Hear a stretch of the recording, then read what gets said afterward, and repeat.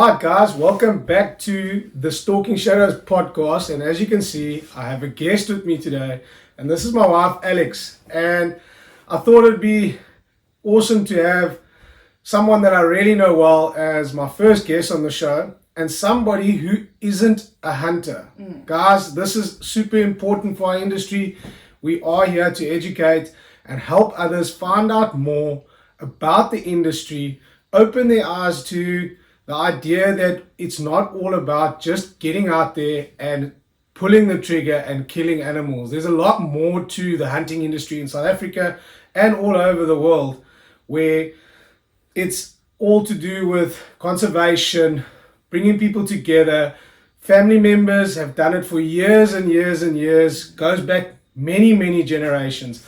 And it's awesome to have somebody who is with me through this type of work. And as I said, Alex was not a hunter when we met, not a hunter when we started dating. No. And it is going to be awesome to hear from her the challenges that she had to undergo dating a hunter. Guys, if you've watched a lot of other podcasts, my buddy Dylan talks about the industry having a very, very high divorce rate. And there's a reason for that. And they've dived into it. And I think Alex, being a partner who's not a hunter, can share some of the tough things of being a partner and not having your partner around. And what are the other things? You can let everyone else know what the struggles you went through dating. Yeah, an outfitter. A dumb redneck. No. But yeah, so I mean, I think people have also the different perception that, it's kind of like a South African culture is hunting, and it's not that. So many people come from different backgrounds in South Africa. My family were not hunters by any means necessary. So it was very, very foreign to me. But it's still, so I definitely had that understanding of more of a greenie perspective. Yeah, you could say that. Yeah, I was very much more of a greedy perspective. I mean, when I met you and you said I remember saying, what do you do? And you're like, I'm a PH. I was like, cool. And you're like, what People is it? People have no idea what PH stands for, guys. South Africa, you seem to think of it, and especially here in the Eastern Cape, that you go around that everyone knows what a PH is.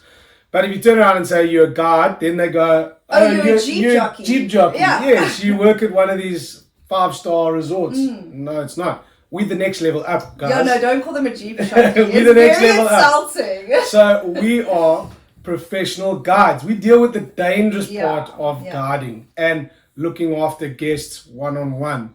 So it's people seem to think also in South Africa that everyone hunts. We have the same issues here as everywhere all over the world. There are those that are for it, those that are against it, those who don't understand it, and those who are too scared to find out more about it and won't broach the topic of why we hunt, what we hunt. It's just that they'll sit quietly in the corner there thinking about, I'm kind of interested in this, but I don't know how to start the conversation. Yeah, I mean, I loved a kudu steak, I'll be honest with you. But I never actually went further than there's a lovely kudu steak on my plate at a restaurant. I never actually thought, well, how does it get there? Until I met you. And then, especially when I started dating you, because we were friends for years before we started dating.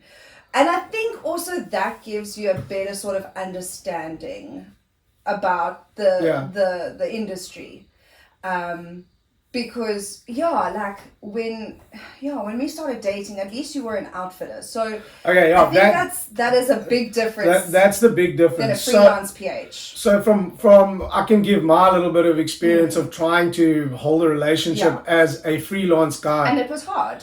Guys, it was never easy because for you to make money, you got to be away. Yeah. For a relationship, for you to work, you got to be involved. You got to be with the person. Yeah. You got to spend time with the person. That? How do you balance it? And I think as PHs, the struggle is, it's all great when you're not working because you spend a lot of time with your partner, and but then all of a sudden season comes along, and then you're away for 6 to 8 months of the year, I and mean, in there that was a 6 and 8 months, you've got to be away to make money. I mean, how many days did you do in a row at one point?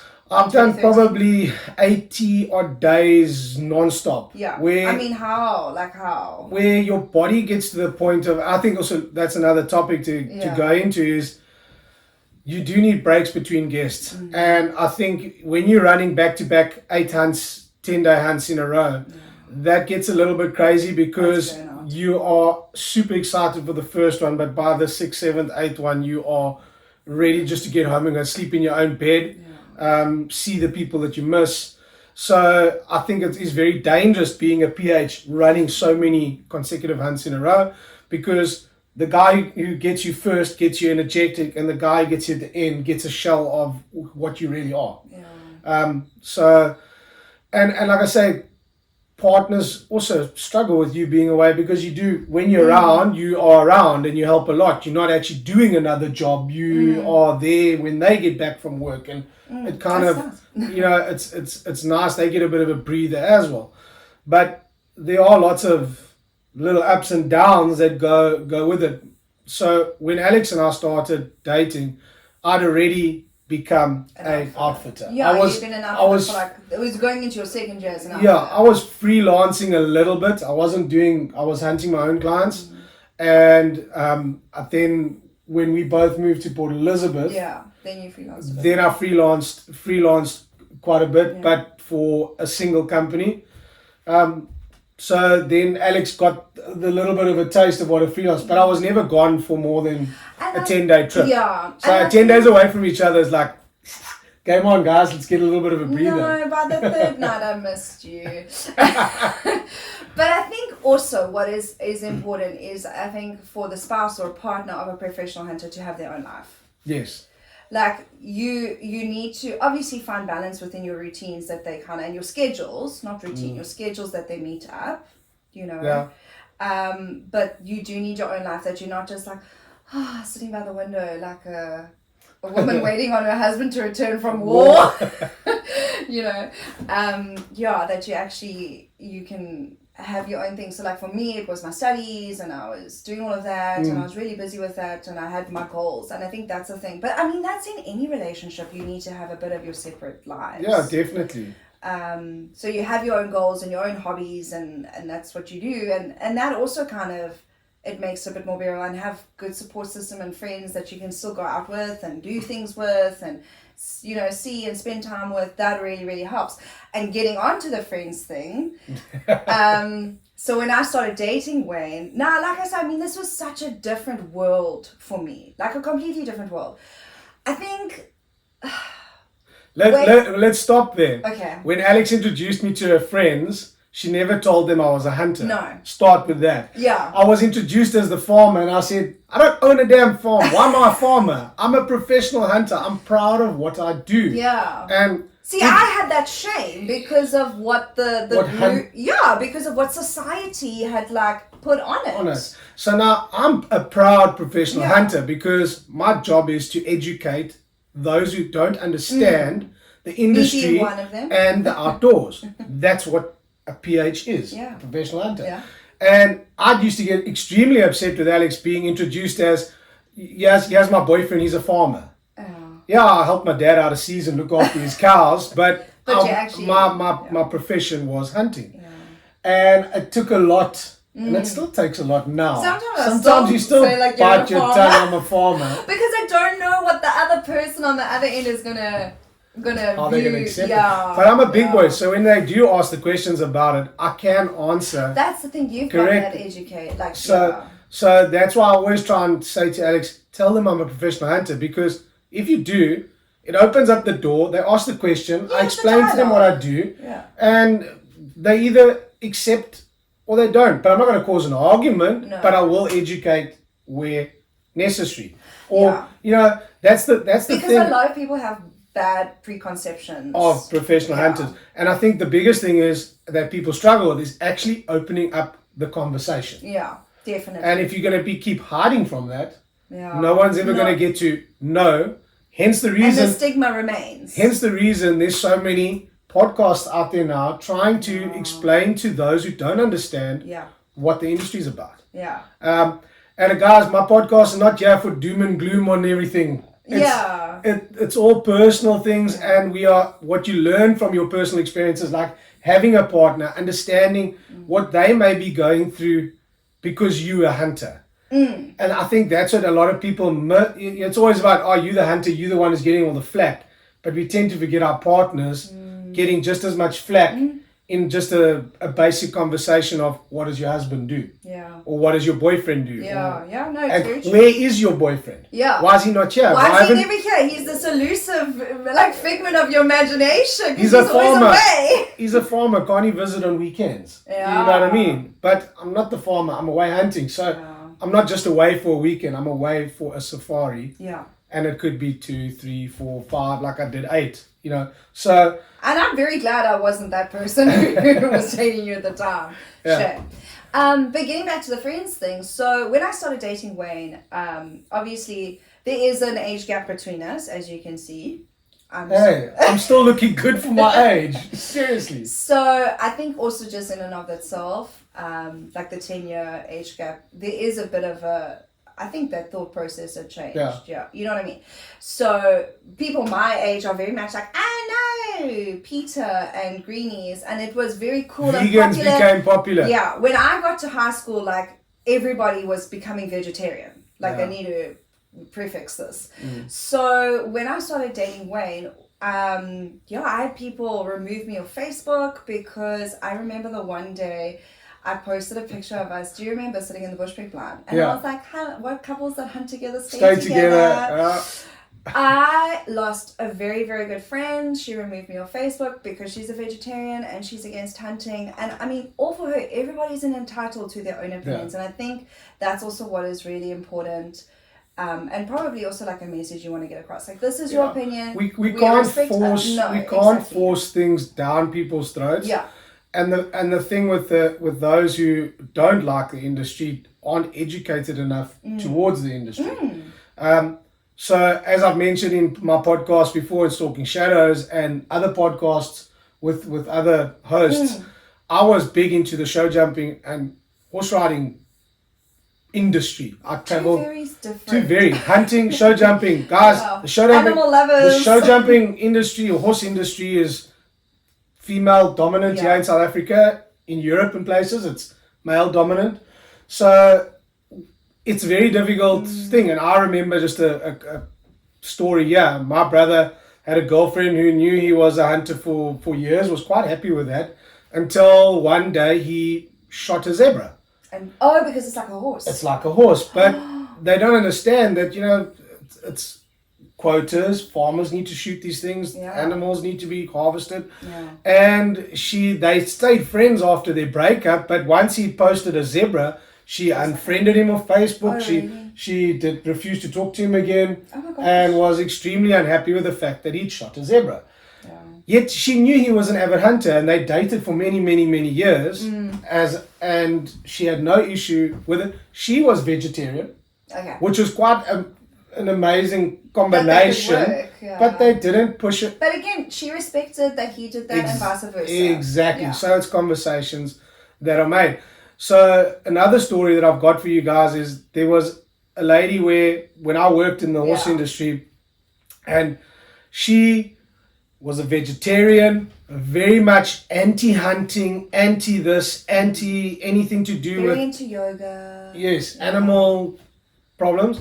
In America, think of like Lululemon vibes. Okay, go back. So I got to spend 14 hours in the car with this lady, traveling. And she's very, very opinionated as well. Like traveling very from Port Elizabeth to Joburg for a horse show, carting her daughter's horses up. My boss had kindly palmed me off as a driver, and I was carting horses up nearly weekly up to Joburg. Also why I didn't get to see him a lot. And we made it through that, but yeah. And we got onto the topic of hunting and why we hunt and why I'm a professional hunter and why do I kill things. And in this 14-hour trip, guys, I'm not saying I converted her. But she respected but she it. understood more of what, sorry, more of what the industry was about. Yeah. That we're not wasteful people. We're not going out there and just killing everything that's in front of us. And I think that's the what I wanna talk misconception. about, yeah. And the guys that do come out spend a lot of money, and then also explaining to people where the money goes. It goes to having lodges and host and hiring families and having Job creation. exactly. And the meat gets used. There's nothing that just gets left in the bush. Yeah. And that 14-hour trip was probably one of my toughest like conversion trips. Let's put it that way. But I made it through, and the whole thing about it is she respects me, and I respect her decisions. Yeah. She understood me better. Yeah. Finding out more about the industry, which is great, because she was open after about 3 hours in to actually listen to the conversation and not just firing back. And it's important that we don't also get upset and angry at these people, because they don't understand. And I think if we go off at the antis and the greenies and everything like that, we do light fires, which are great for clicks. Clickbait, yeah. Beautiful clickbait. But it doesn't help us in any way. It really doesn't. Yeah. Yeah. So it's a tricky one to navigate, but if you cool heads prevail. I think that's kind of where it is. Yeah, and so getting back to the story about just when I first started dating you, and one of my childhood friends who we've been best friends since I was about 8 years old. She eats meat, so it wasn't like she was a vegetarian. Yeah. So at least I could get this through the point across. Yeah. And she was also, but she does have a very soft side, and I do too. I love my animals. I adopt. I was also like, don't adopt, don't shop. Like I love animals, but I love meat. That as well. That's it. We've got to eat. I love meat, and like I say, it was very, very fashionable to become vegetarian, and I tried it. I think I lasted about 6 hours until I really, really wanted a sausage. That sounds bad. Getting back to it. So she was like, Alex, how can you date a hunter? Like, you love animals. Doesn't this go against every ounce of your being? And she was just like, she can't understand this. And I even had the discussion actually in front of her dad and her stepmom. And her stepmom is also very much like, love animals. She would also love to be vegetarian, but also can't quite give up the meat and the biltong and all of that. And she was even like, you telling me like your boyfriend, the stepmom, your boyfriend would shoot a giraffe? Oh, hell yes. I was like, yes. And this is why. Because if he doesn't shoot that giraffe has no value. It becomes endangered. Nobody wants it. Nobody looks after it. And that's the thing. As soon as you limit that value, that item just becomes essentially, and it doesn't exist anymore. Yeah. So it's almost like, thank you to my boyfriend that you can go view that giraffe in the game reserves, and they're thriving populations throughout South Africa with giraffe because of our hunting model in South Africa. But I think because, like you said, there's one species that is endangered. Yeah, there's certain areas throughout Africa where they are on the endangered list. Yeah. But if you look at any of the areas where there's giraffe and there's a solid hunting model, the giraffe are thriving. Exactly. Very much. I mean, look at that. Yeah, down the road. We've got farmers down here that don't even know what to do with the giraffe anymore. They've got too many. Yeah. And it's getting to the point where they're actually offering them to South Africans to come and hunt. Which is cool. So they're giving them to South Africans at reduced rates to shoot them, and the landowners taking the meat and processing the meat, selling the meat. So the South African hunter can buy the meat and take it and do what he wants with it. Yeah. But if he doesn't want to, he can have a trophy hunt experience. But the landowner is going to keep the meat for himself, and he gets the lovely hide to put, in his showroom or wherever he wants, or whatever he wants to do with it. Yeah. And so and I said to her, but at the end of the day, you love biltong. Yeah. And when we go to restaurants, you order the kudu fillet, and you love steak. And I said to her, not being funny, for me personally, if you look at the whole processing of just our sort of grocery store like meat, you know. Yeah. Like the abattoir, the butchering of domesticated animals, like your beef, your pork, whatever, chickens. That to me is like far more like abusive. Yeah, far more inhumane than animal being an hunted. animal that is living in thousands of acres. Yeah. It doesn't even know that the hunter is there. The hunter obviously then lines up the shot and pulls off a magnificent shot. Doesn't always happen, guys. Yeah, it's also not a. It's hopefully. not a. But we all strive for that. Yes. And the animal's harvested, and I find that way better than those cows know they're going to be killed. Yeah. You What people don't understand as well, like with the guys saying anti-hunting is hunting is bad. Animal cruelty. And they're quite happy to go and buy their stuff from the shop. Animal senses are way more heightened than ours. Yeah. Oh, so if you think of those cows on the back of a truck heading their way to slaughter, still feel sad seeing them on the road. They get offloaded in an area which smells like chemicals and blood, and they're bellowing cows in front of them. The adrenaline in that stuff is unreal that those animals go through, and that normally spoils your meat. Yeah. So your venison product that gets hunted properly and hopefully without a lot of adrenaline in, it lasts longer, it isn't as tough, it's more flavorful. Yeah, you can flavorful. your meat, you can spice it way better than any and it's leaner. I mean, it's healthier. It's way more healthier. Yeah. And that was also one of the things that I brought up with the lady on the trip to Joburg, was that the health benefits of eating venison. I mean, there's no antibiotics being injected, there's no hormones, there's no this, there's no that. You don't get anything more organic than so harvesting an animal that's been out free ranging. Literally. And that's what goes on your plate. Woolworths ain't got nothing. Yeah. So, like, if you look at our relationship, I never forced hunting onto Alex. And I think that also happens when guys are dating now. They go and find this girl, they meet wherever they've met at a Tinder bar. nowadays. Tinder. I never had Tinder. I was too old for Tinder. Yeah, but swipe left, swipe right, whatever it is. They find somebody that face value likes them, and they start dating, and then they get to know a bit more about and the the values and morals are different. And then they try and force their partner into hunting. Yeah. And I must say, you've never done that, and you've been very. You've got to be very, very careful of that, guys. Some people take to it, some people don't.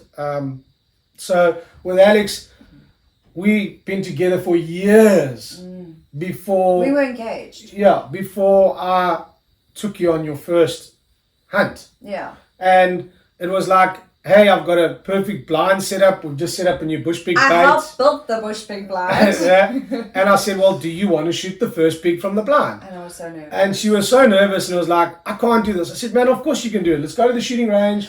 Let's get you all set up. Because my fear, and I think this comes down to the whole, like, I love meat, but I never want an animal to suffer. Which is why I'm like, oh, it's awful how the animal, like cows going to the abattoir, etc. And that was my whole thing. I was like, Wayne, but love, what happened? I messed the shoot, the shot up. I pulled the shot, and I said to her, that's not going to happen. Let's go to the shooting range. We'll take the rifle, get you all set up, and put you in the same situation that you're going to be shooting from. Yeah. So I would never hand her a rifle and throw her up on a set of shooting sticks and just go, let's go shoot something. At like how many acres? The blind setup was 25 yards, set up on a sandbag, on a nice comfortable chair, and we shot at the range, and Alex is a crack shot. Most women that you teach are crack shots, and a lot of other professional hunters can vouch for this. Shot like my dad. I mean, he used to take us shooting with his pistol, but it's different to a rifle and. Yeah. And Alex shot beautifully. She shot the 200-yard gong from the bench first time. But it was that, and then we went and set up in the blind, and it was always her choice to pull the trigger.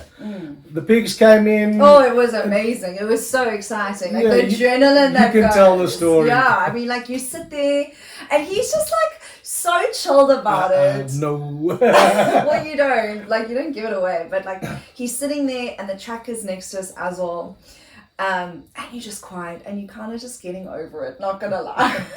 Hey, it wasn't that long. No, we really, were it lucky. actually wasn't. It wasn't. Yeah. And we're sitting there, and then you hear something in the distance. And you hear something, and you're like, You might have to speak up. People might not hear you. okay, you hear something in the distance. Yeah. And you're like, oh my gosh, is that it? Oh no, it's not. And then eventually you hear them like, all of a sudden they're just like, brrr, they like scrummel. They sound like huge elephants coming through the trees. But also it's quiet on the farm, you know. But it's like elephants coming through the trees, and then all of a sudden, boom, they like ran into the into the bait side, and they were there. And the lights were on them. Well, lights, it was like little solar. Yeah, little floodlight LED lights. Yeah. So you could make out the males and the then females. like at that point, like I think I was gripping your leg. Yeah. And you start that like adrenaline. The adrenaline kicks in and you start hearing your breathing in your throat. Even thinking about it, my heart's like getting excited. And then I remember, okay, cool, like, okay, I did my thing, got the rifle up. I mean, the rifle was already on the sandbags, but yeah, like tilted it up, looked down the scope, and Wayne was like, okay, you're gonna, we shot the sow. But it was a big sow. Big old sow that had kept running in and out the bait. Yeah. She was grey, and we couldn't tell if she was blind in the photographs, but she had a growth that was growing over her eye. Yeah. So I said to Alex, we're gonna go after this big sow. Yeah, I didn't mind shooting her with that growth. I was like, girl, we're doing you a favor. Yeah. And at the time they came in and they got all set up, and I still said to her, wait a little bit. Because I had the shot. I remember that. And then they ran out the light. Yeah. she chased one of the younger boars away. She did. And then she turned and she came back into the light. And then she was like, square on looking at me. Once she's settled eating, yeah, when you're comfortable, you can take your shot. And like I was ready, and I thought maybe Wayne would want me to wait for her to be broadside, but like I could shoot her, and I could shoot her square in the head, like between the eyes. I was making lots of sausage with that pig. I wanted it in between the eyes. I wasn't going to be butchering out some meat from this harvest. I was going to just cut its head off. Which I think you did. Because anyway, and then I shot it square. And then, because you were like, well, when you're ready, and I did my little breath, and I breathed out, and then I shot. And she fired the shot, and the pig landed right there. Literally. So that is the one and only animal that Alex has hunted. Yeah. In I felt good about it. Almost 10 years together. Yeah. So I think that's an important one for guards and professional hunters. So do you know how how proud you feel to be like, oh my gosh, I shot something and we harvested it, and like we're eating it, and I was like, love, is this my pig that we're eating, you know? And also, it's just an a achievement. side note, it is such an achievement. Yeah. And I think also I felt so good about it because it was like in the head, done. Yeah, you know? it was textbook, as it can get. Yeah. And all I wanted to do was like run up and go and look at it, and he was like, no, we got to wait and see if more come in. I was like, oh gosh, I want to see this pig.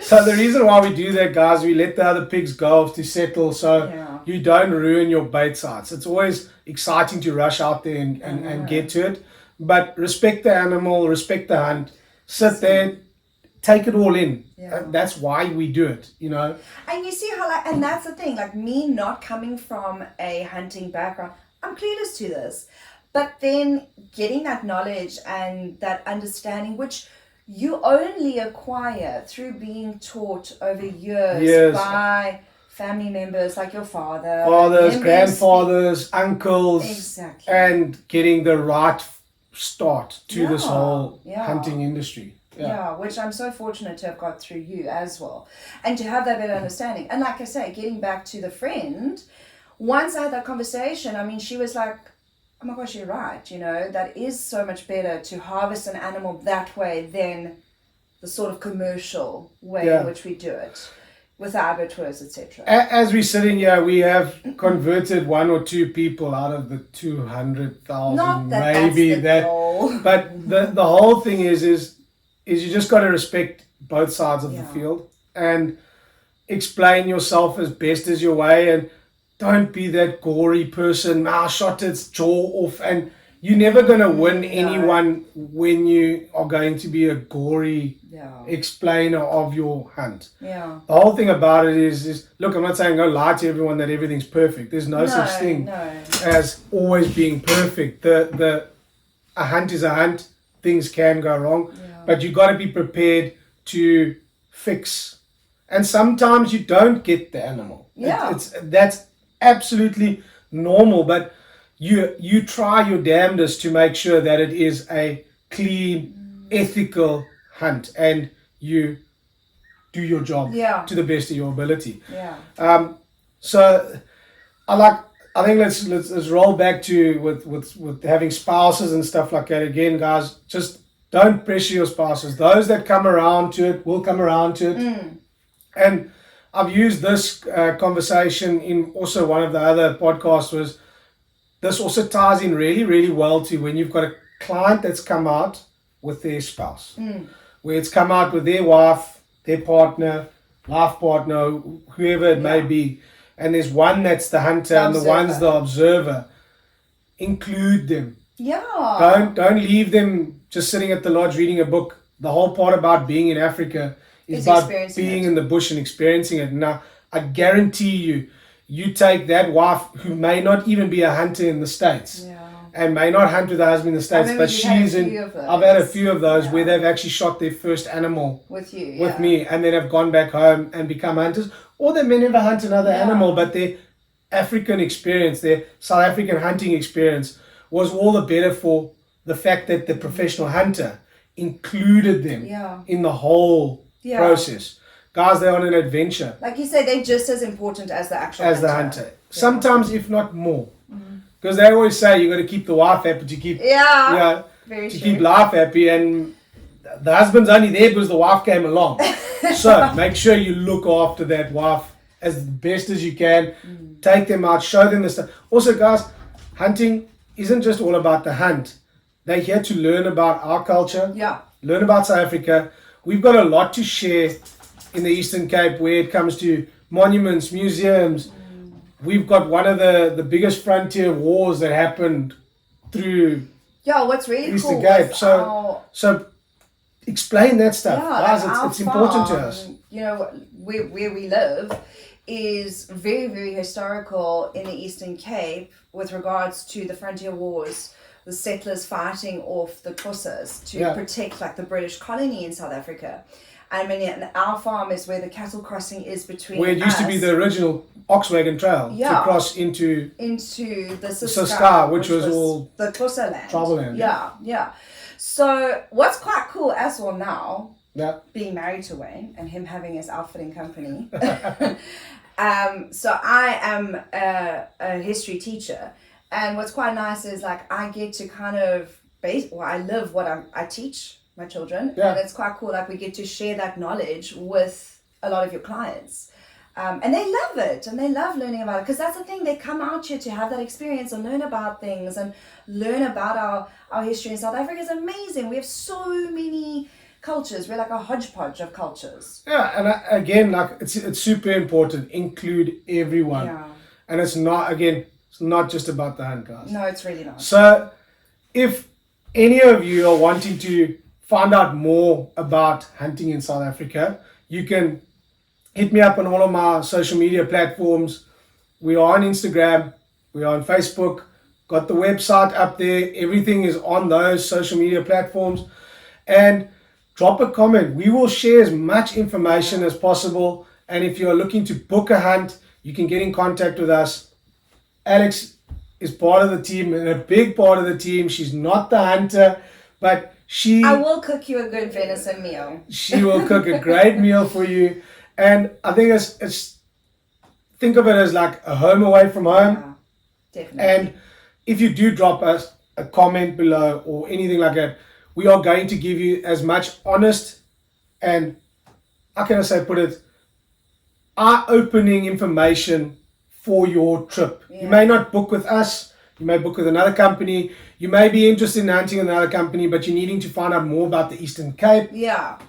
Feel free to hit us up, guys. Yeah. So I think we're going to end this podcast here. It's been great having my wife, being my first guest on my podcast. I still don't know what the hell I'm doing, guys. But if you're liking these, drop us a comment below. Head on over to YouTube if you want to watch the full episode. Yeah. And drop a comment there, See guys. what we look like. Yeah. So till later, guys. Cheers. Bye.